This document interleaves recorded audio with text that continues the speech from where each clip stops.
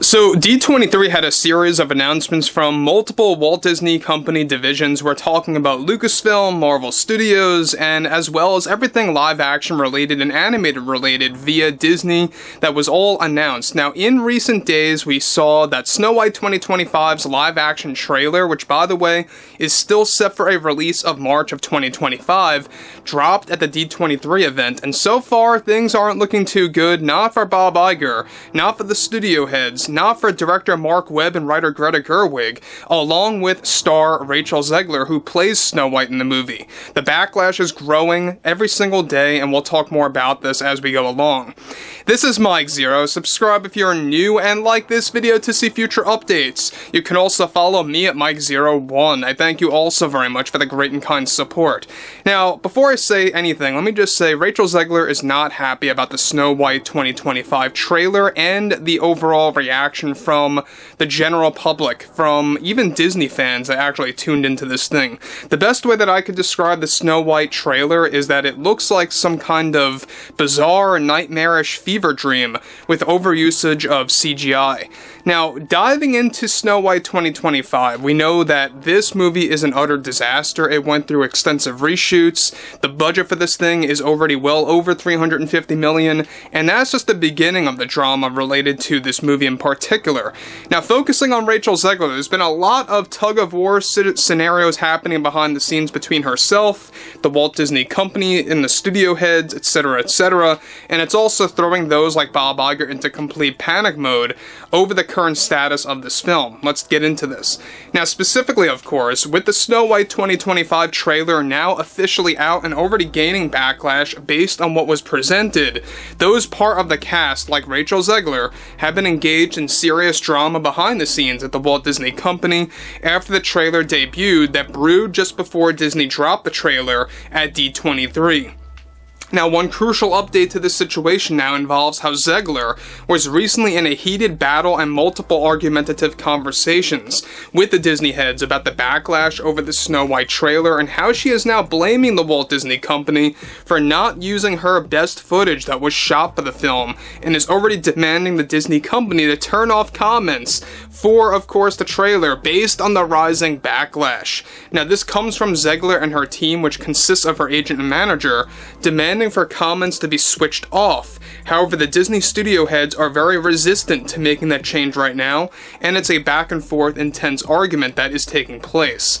Zegler's other serious argument with those like Bob Iger was that he was the one who gave full approval of cutting out tons of Rachel Zegler scenes from the official trailer that would give away any signs of their overall agenda as a strategy to lure in audience members. Zegler was not happy about that at all, since many of her clips that were promised to be a part of the first trailer were actually attached to some form of Disney ideology that Zegler agreed with. The backlash for the Snow White trailer is actively growing and getting ratioed across all forms of social media, with Zegler and her team also demanding the Disney Company to actually refine their overall strategy to promote Snow White 25.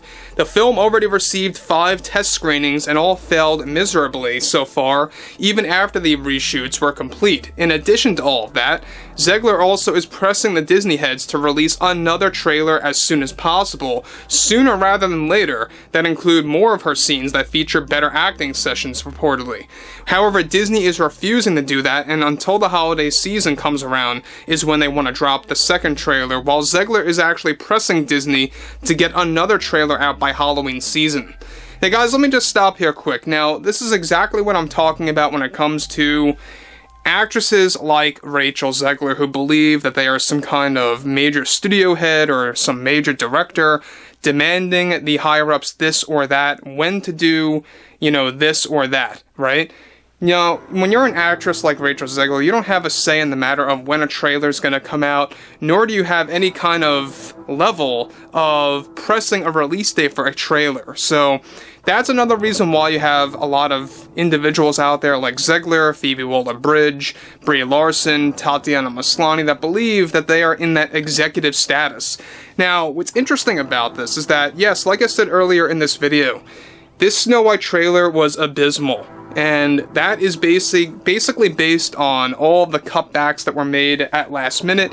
And you can see in the trailer, you can see the CGI usage, you can even see that Gal's overall acting, I believe, as far as I see things, are a little off when it comes to the Evil Queen. And focusing on Rachel Zegler, I know that she didn't really talk in this trailer, but by the appearance of the character, it just looks like Lord Farquaad from Shrek, right? You ever see the Shrek movies? It really looks like him when it comes to the hairstyle. There's even a moment, I believe it's 44 seconds roughly, into this trailer, go ahead and check it out for yourself. Snow White even raises her eyebrow like The Rock in wrestling. Yeah, you guys, I don't know if you guys ever have seen The Rock, you know, Dwayne Johnson do that eyebrow move, but Snow White does that about midway through the trailer. But moving on, I digress. In conclusion here, alright, one thing that Zegler argued about with the Disney heads was allowing comments to remain visible by the so-called, quote-unquote, misogynist, sexist, and toxic males dominating the comments about the trailer across all forms of social media, as she described them. The drama, however, is not just limited to Zegler's reaction to the trailer, however, but the studio heads are in complete panic mode since this film already cost them over $350 million after doing extensive reshoots, and their marketing campaign is also, as a result, going to be, of course, suppressed on a scale that no Disney movie has ever done before. This new strategy that was greenlit almost immediately is also what stirred up the drama between Zegler and the Disney higher-ups, after all of these immediate changes to the marketing style of the film and the aftermath of the trailer. So a lot of you have been wondering, why are the comments still on? By now, Disney would usually disable them, right? Well, that's exactly why. There's a lot of this back and forth happening. They don't want to look very desperate or defeated by switching off comments or suppressing anything like that. So that's an ongoing back and forth. We'll have to wait and see exactly what happens with that front.